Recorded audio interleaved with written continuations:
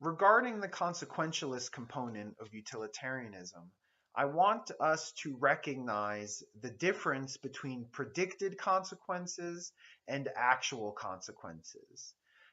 In other words, consequences happen in the future, and generally humans are not perfect predictors of the future.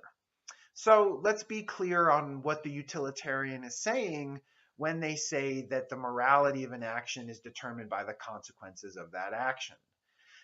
They are saying that you need to do your best to predict the consequences of your actions or what the consequences of your actions will be.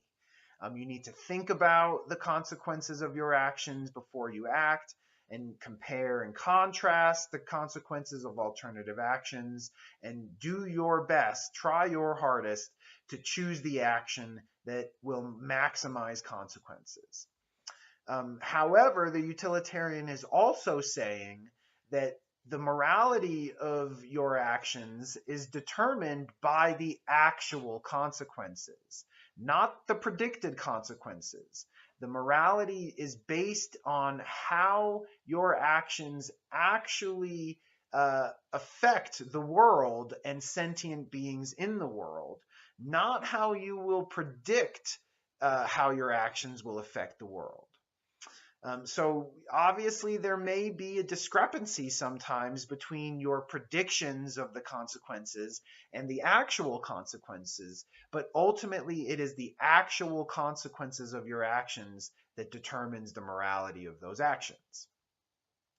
Another aspect of the consequentialist component that I want to highlight is the fact that the utilitarian is saying that only consequences matter.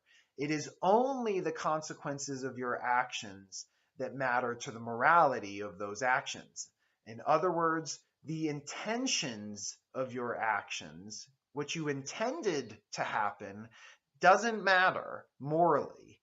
The only thing that matters is the actual consequences. Your intentions are only good, according to the utilitarian, if they maximize overall consequences.